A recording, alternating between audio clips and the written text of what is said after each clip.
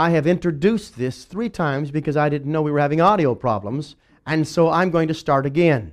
Someone sent in a humorous comment, though, and they said they think Austin is the reason for this problem. If you've been on these clinics, Austin is involved with a lot of the clinics, and no, he is home ill right now, but we certainly are glad to be live. I'm going to get right into content and very fast. The subject is email copywriting. Today it's different. We're not going to be simply going through our case studies and the discoveries from our experiments, but we're going to look briefly at an experiment and then drill down on pages that you've submitted, email pages that you've submitted for us to optimize. As we do so, we're going to be searching for those transferable principles that we can take and apply in our own setting. In order to provide you with this content, I want to thank our sponsor, Engage. It's critical because it takes more than 50 hours just to write the presentation with staff and the research crews, 1,200 studies per year, and a lot of work to put this into the studios and bring it to you like this. These folks have made it possible, and we're grateful for them. One final note, I'm going to be in Las Vegas, I guess February 19th, all that week, teaching along with many of our scientists and analysts and leading experts from around the world in the world's largest vendor-agnostic email summit. And we invite you to come, meet us in person, and connect with us. You can hashtag about today's clinic with this particular tag. It is hashtag webclinic.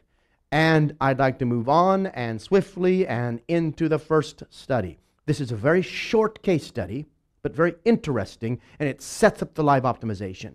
You're looking at test protocol 2083. It is a company called Active Network, and they're a large event management software provider. And the goal was to increase total lead inquiries. We wanted to test the tone of the copy. And so here's what we did. We took the first treatment, and it says you're just one step away from getting free access to Reg Online, our award-winning event registration and management software. Quickly make an event website, try our event marketing tools, build a registration form, etc. I want you to get a sense for the tone of that. Let's compare that with a unique approach in treatment 2. Here's the difference. Hi, I noticed that you started the process of getting free access to Reg Online but weren't able to finish. Are you concerned about giving out your phone number? Are you worried about high-pressure sales tactics or mandatory contracts? We believe our product sells itself, so we're just here to provide you with whatever assistance you need in getting your event up and running. Now that is a complete different approach, and when you put the two side by side, they're focusing on a different hypothesis.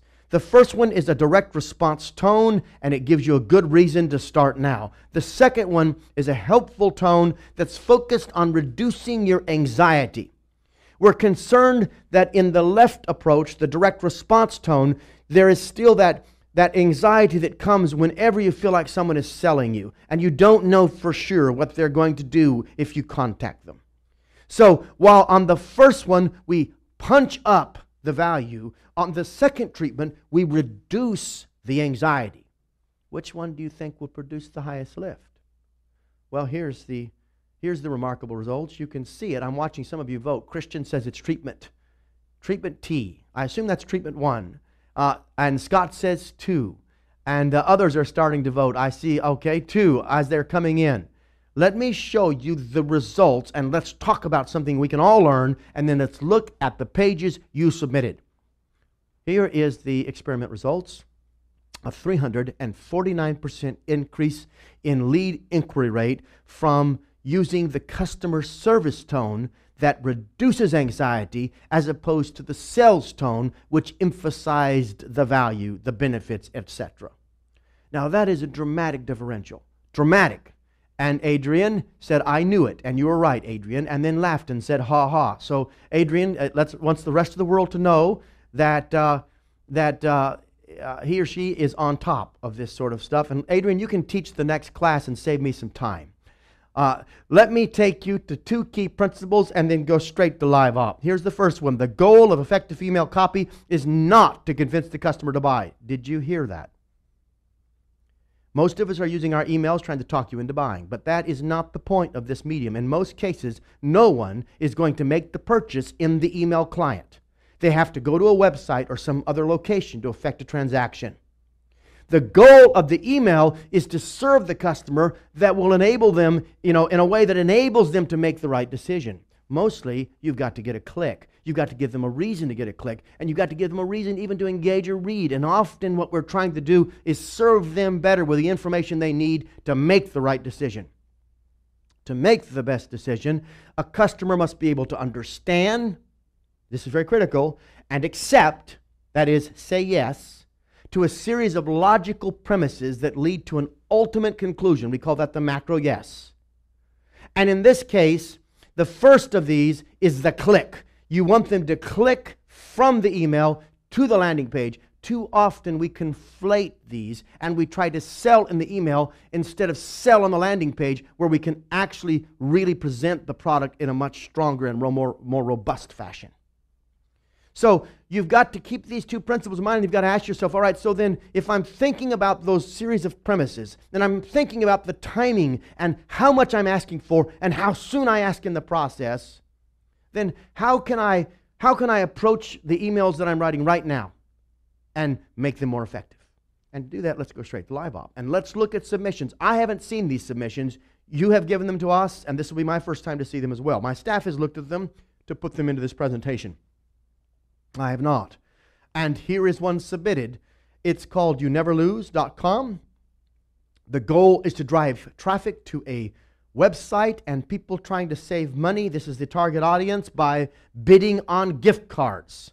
So the subject line is capture those summer memories. And now you can see the body of the email. In fact, just look at it behind me and you'll get a chance to see the length of the text, the calls to action that are interspersed, the length of the paragraphs. And let's just stop there right now. Audience, tell me, let's be a focus group for a moment and let's help Rachel, who submitted this treatment, and let's learn something that we can all apply into our own work. Tell me, what do you think of the subject line, capture those summer memories? Let's get a quick analysis. Tell me what you think. Not enough value in the large image. Very vague, says someone else. Zzz, says Gary, which means he's asleep. Call to action. Gary, is it me that put you to sleep, or are you saying the email is boring? You won't be in trouble if it's the former, because I wouldn't. I'm putting myself to sleep. I've just started. I'm already tired of hearing myself talk. Why do I want to do that? Good point, someone says. Too vague, someone says. And too general, someone says. Rachel, the audience in general is right. Let's talk about the subject line. It begins with the word capture. Is capture a positive or a negative word to put at the beginning of a sentence? Something we have to think about. Does it evoke immediate attention? And then if you work and labor through the rest of the line and you discover what it is you're going to capture, does the word summer memory and capture go together very well? What is a summer memory? And how much extra thinking do I have to do in order to get meaning out of your subject line? If your subject line requires me to pause and try to process, then it's costing you click-throughs.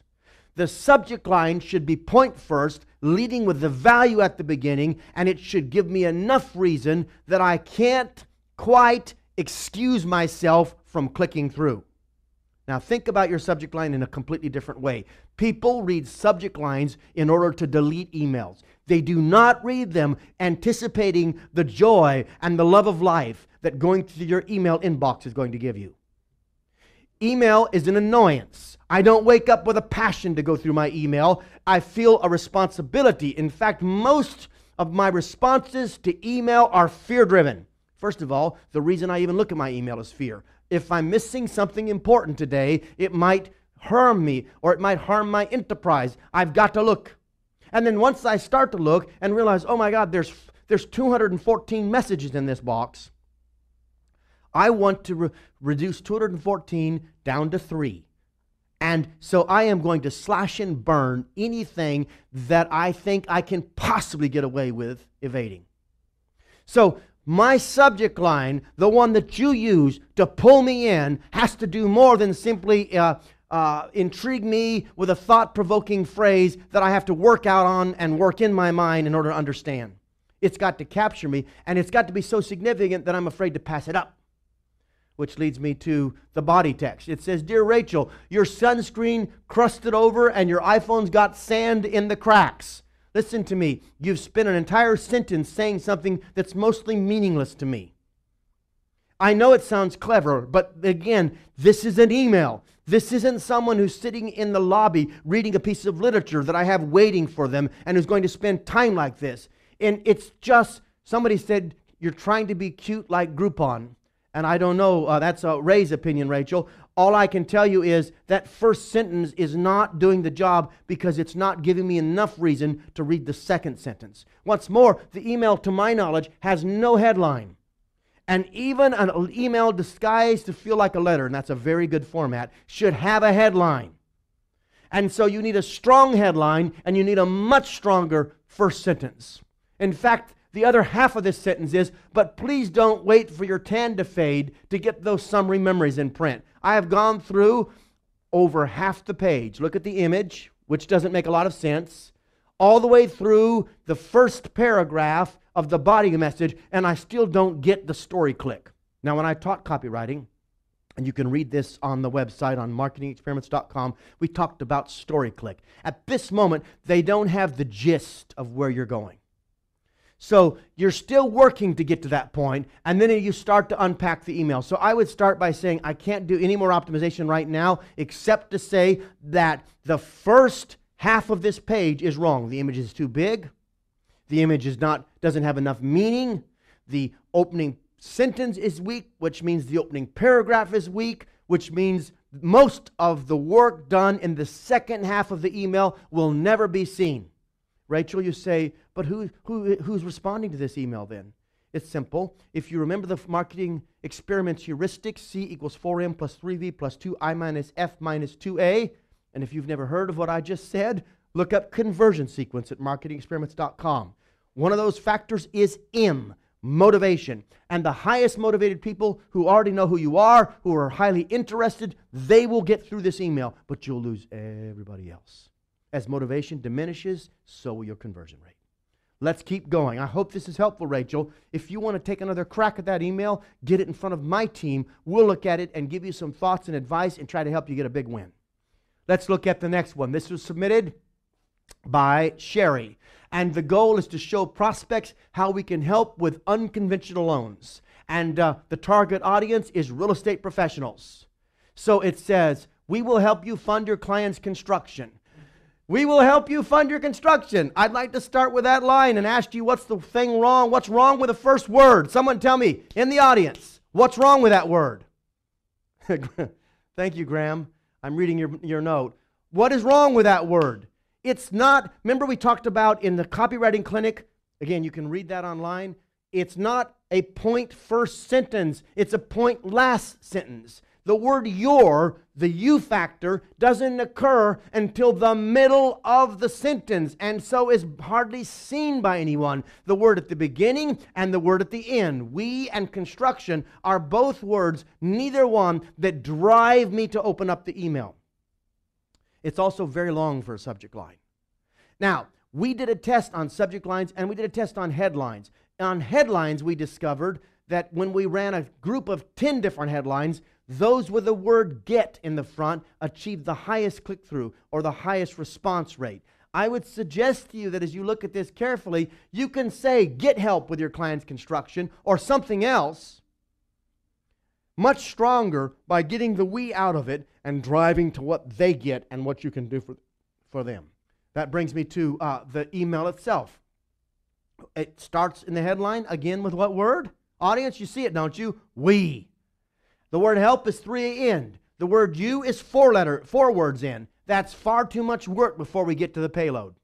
We will help you find your client's construction. And then we slip on and use a really bad tactic in email, reverse print. We use white on black. And worse, the white is too long. The paragraph is too long. It's way too difficult to read superimposed over black. And the second paragraph is even longer than the first paragraph. And then if I decide to read more, I have to get past the caution yellow that is the color of the link. At least that's how the link looks on my screen. Paul will probably come running over here in just a moment and say, that's not a link. But I think it is, Paul. The read more link doesn't encourage me to read more. It scares me. It's using a color. We did a clinic, I don't know, maybe a month ago on colors. We've researched and tested the most effective colors. You can watch the video presentation of that clinic. It's free. Just go to the website. There's $20 million worth of free research at marketingexperiments.com. You can go and log in and look.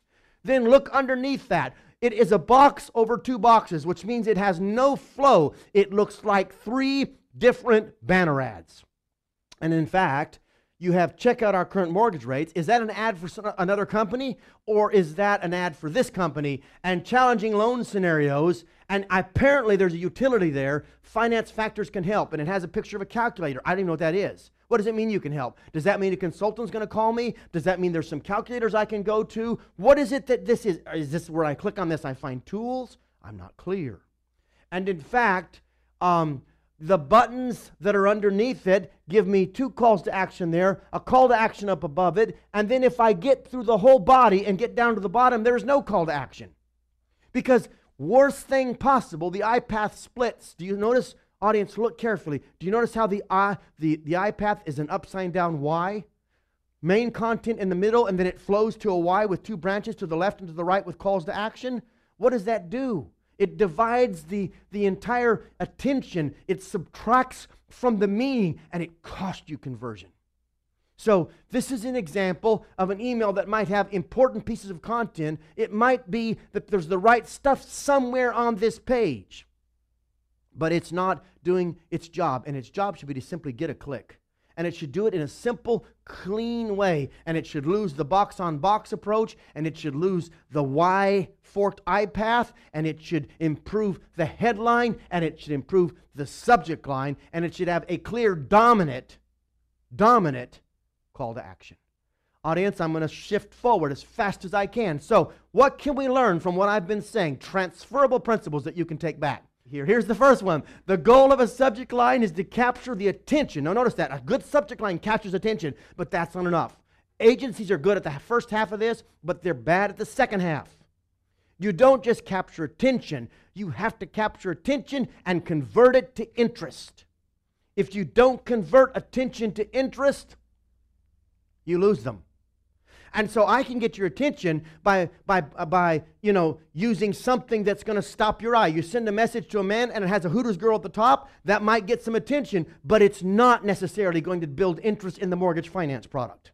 So you've got to have the sort of attention getter that connects to the core value of the product, and you've got to find the interest bridge that ties the two together.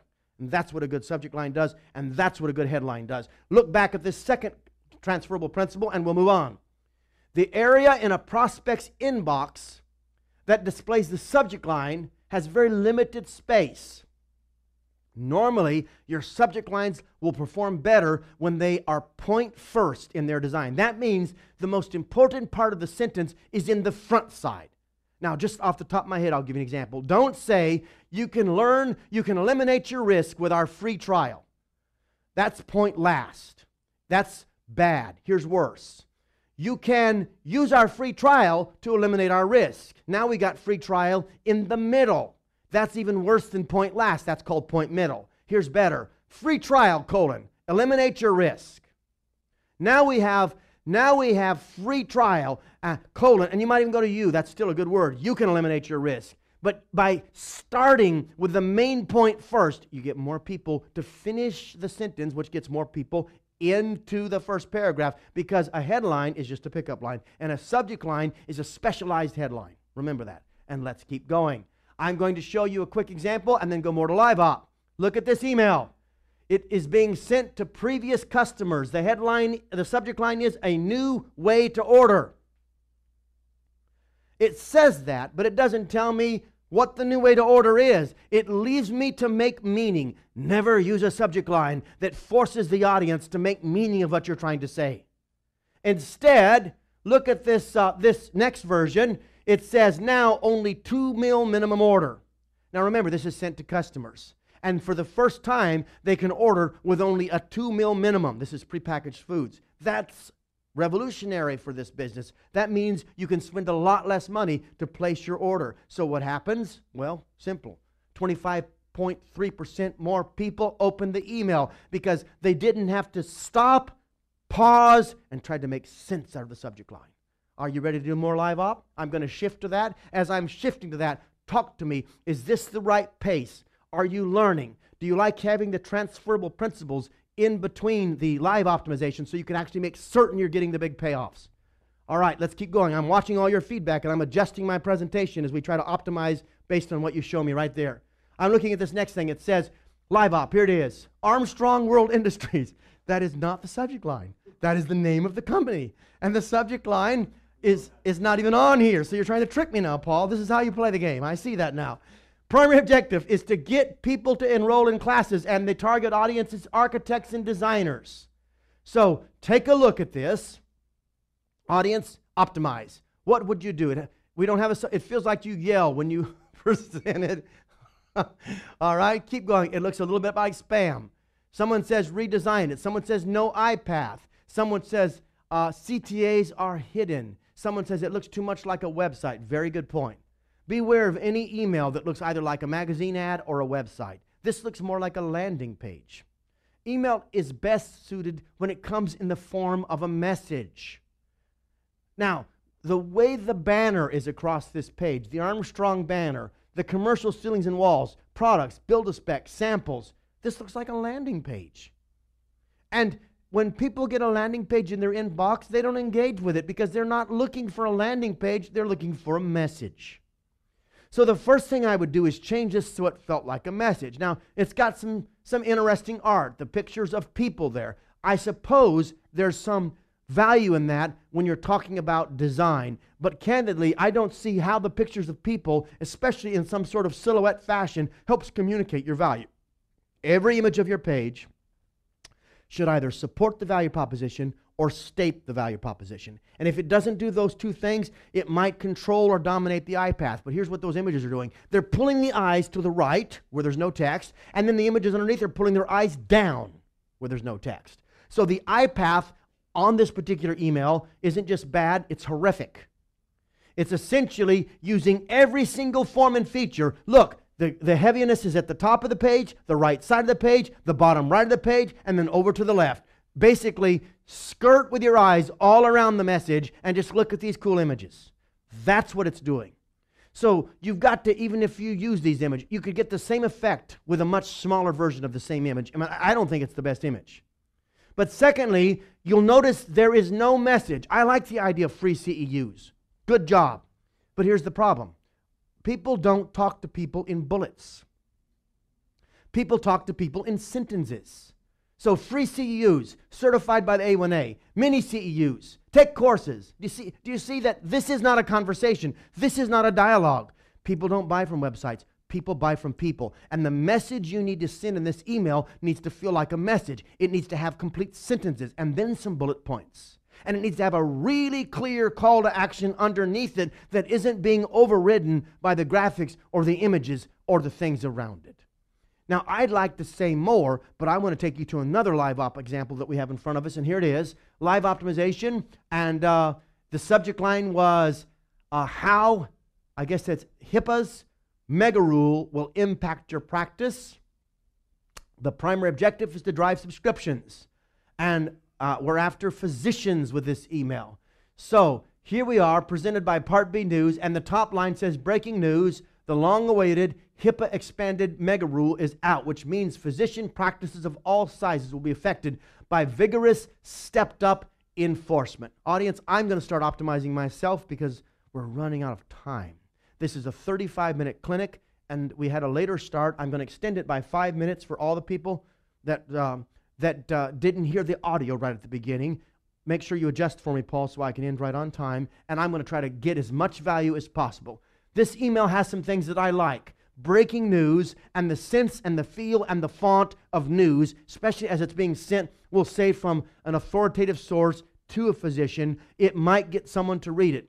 The problem is the headline here is not breaking news. The headline is that the mega rule has been expanded, and you can't count on the subject line to communicate that message clearly. When they hit this page, above the breaking news or below the breaking news needs to be a dominant headline that sort of drives you in to the text. The first paragraph is too long. And it says, physicians' practices of all sizes will be affected by vigorous stepped-up enforcement. That should be in bold. That's where bold is perfect. Once you have a strong headline, use that bold text to draw their eyes down through the paragraph and also emphasize. And remember that people are likely to be moved by fear twice as fast as they are by opportunity. And this message is fear-driven, so emphasize it. And then I would look at the second and third paragraph. That third paragraph is too long also. And then I would be concerned about the ad on the right because it doesn't connect to the news on the left. It says 3 easy ways to order. Order what? And I mean this graciously, Kathy. Kathy submitted this page. It doesn't, all you see is a screenshot of a computer and something behind it. Don't assume they know exactly what they're ordering. Don't assume they know how long, how frequent, what it is. There's too much meaning to be made of the column on the right, and it's not directly connected with what's on the left. And what we really need to be saying is, to find out the information you need to protect your practice, you need to subscribe to X or Y or Z. Draw it all together in a consolidated, unified message, and don't let the image on the right just feel like an ad. It could be an ad for something altogether different. That's the way it looks and feels. Which brings me to a transferable principle. People don't buy from emails. People buy from people. The body of your email should read like a letter. It should guide the customer in a conversation. You may be on this call saying, yes, but I'm in e-commerce. Maybe we'll do another clinic on e-commerce. We're certainly teaching it at the Email Summit coming up in Las Vegas. We've optimized all sorts of e-commerce. We just finished major projects inside of Verizon. And we can help you understand, but even in e-commerce, these principles apply. That doesn't mean you can't have some product images, but you need to do it very carefully. And we've done it all over the world in many different languages, even in Italy. In Italian, we found the same thing to be true. But let's go on to a second principle. Your email copy must be long enough to sell the click. Hear me, but no longer. Too little or too much copy damages the click-through rate. If you tell me too much, I don't need to click through. If the goal of the email is to get a click, then just tell me enough information to drive me to the click. I want to show you a quick example. Not this. It sells a 30-minute demo in the first paragraph, but it doesn't offer the value. It starts selling online tools before explaining the benefits. And it asks the reader to get started. And this is very important. They're not ready to start yet. They haven't read enough to know. It's like walking up to a girl in a bar and proposing to her. She doesn't know enough yet. Before you haven't gone through the proper steps. You haven't followed the micro yeses. You don't have the sequence of thought. And you're asking for too much too soon. In the new email, value is communicated in the headline and the first paragraph. Each thought carefully leads into the next, all the way through the email, and the call to action is different. It's a really intriguing call to action. See how Sermo works. That's exactly what's on their mind at that moment. They're not sure they trust it. They're not sure they want it, but they are so intrigued by the message at the top. Sermo gives you immediate access to over 120,000 doctors. There's nowhere else in the world you can do that, guys. And this is being sent to groups like big pharmaceutical companies who want to reach those doctors. And then it cashes that in. That great pickup line drives to a paragraph that says physicians spend 35,000 hours per month on this site. And then it builds up with the bullet points properly, drives you to a button that doesn't ask for too much, actually asks for what you really want to know. You want to see how it works. And what occurs next? Well, this is what occurs. 104% increase in click-through. What happened? We got the message tuned properly to the sequence of thought. All right, I am watching my time. Paul, how much time do I have? I want to take another live. I have 3 minutes. Audience, stick with me for 3 minutes. Oh, Brian says, why are bullets okay this time? Brian, bullets are fine and should be used after you've had sentences, after you've talked to them. And when you use a proper sentence to set up this, you might say, there are 3 benefits from using product X, and then your bullet points are very appropriate. But never have pure bullet points with no conversation around them. Let's go on the live op. This was submitted by Dara. Now let's all learn. We've got very little time left, and Dara has submitted an email, and there's some good pieces here. The goal is to get customers to upgrade to QuickBooks 2013. Small business owners and existing customers who need to upgrade. That's the audience. And here's a good headline. Only 3 days left upgrade by January 31st to save. That's not a bad headline. They go straight to a call to action. Audience, tell me, is it bad to have the call to action that high? What do you think about that? Let me see. Use your Q&A feature to tell me what you think. Christian says it's okay. Carl says no. Dave says yes. Some say it's premature. And the audience is about divided. Let me tell you what we've discovered. Many times we've pushed the call to action up above the fold, and it's not right. It's like walking up to that girl in the bar and kissing her on the lips before you've even had any conversation. You're asking for too much too soon. In this case, however, you're sending to a known audience of existing customers who have only 3 days left to upgrade, who've already had other messages, and who know that when they click on that button, they're upgrading their product, and notice, and they're going to save 25%. In this particular case, having that button up there is not a bad idea. Having the product image there with a save 25% is not a bad idea. Where you start to have problems is beware of the language, dear valued customer, number one, because it's sales language. I know you don't mean it that way, but it sets the tone immediate for a sales message. Valued customer has never been used except in a letter, and I know you value your customers, but the language sets people on defense because they know there's a sales message coming. Then you start with January 31st, but the deadline is not the first word I would start the sentence with because it communicates no value until you, first of all, help me see the importance of January 31st. So I would start with something stronger. Save 25%, comma, and prevent X or Y, comma, but you must respond by January 31st. Do you see how we're emphasizing on the front side the most important action and the most important value from responding, because the date is secondary to that. We already know there's 3 days left. You've already emphasized that. And then your second paragraph is too long. And then after your second paragraph, you give me 3 great reasons to upgrade, but there's no clear call to action. There is something there, a blue, long blue thing, but that actually looks like the footer of an email where all the disclaimers lay and the privacy notices. And many people are looking for a button because you had a strong button at the top, but they see nothing at the bottom, and they don't know if the link on the bottom is the same as the button at the top. In fact, I'd reverse it. I'd have the big button at the bottom, and I have a link at the top so that people will naturally be able to follow the vertical flow through this email and understand the beginning and the end. When people try to make sense of an email like this, they try to find the beginning and the end, and then they sort and sort of read through the process. The first thing they do is try to get a sense of scope, even before they try to make meaning. Right now, you can't tell whether the end is on the right-hand side, where it says upgrade today, and there's some sort of video button above it. There's too many calls to action on this page, and they're not arranged in the proper order, and they're not weighted properly. All right, and someone said, how about 2 orange buttons? But I'm not sure I understand. One at the top and one at the bottom. Potentially, they can be identical. I like to have one more weighted than the other. But I'm out of time, I think, and I want to thank you for today. And by the way, thank you for putting up with our audio problem at the beginning. That's very rare for us, and we'll find out what happened and see if there's some glitch in the software organization we're using. They have been reliable, though, consistently. In the meantime, I'm going to be at the ML Summit. I hope you're going to come. I really would. If you're there, come up and see me. I like to meet the people who are on these clinics because I see your names, but I like to connect the names with the faces. If you have enjoyed today, would you do 2 things? Would you let us know using the Q&A feature and the survey? I like to read the Q&A before I step out of the studio. I sort of watch to see what people are thinking, and I get a read when I'm leaving, and it makes me adjust how I'm going to present next time. But the second thing is, tell a friend. This is free for you, and it's free because of our sponsors who've made it possible, and we'd love for you, if you got value, to tell somebody about this, tell somebody about our sponsor.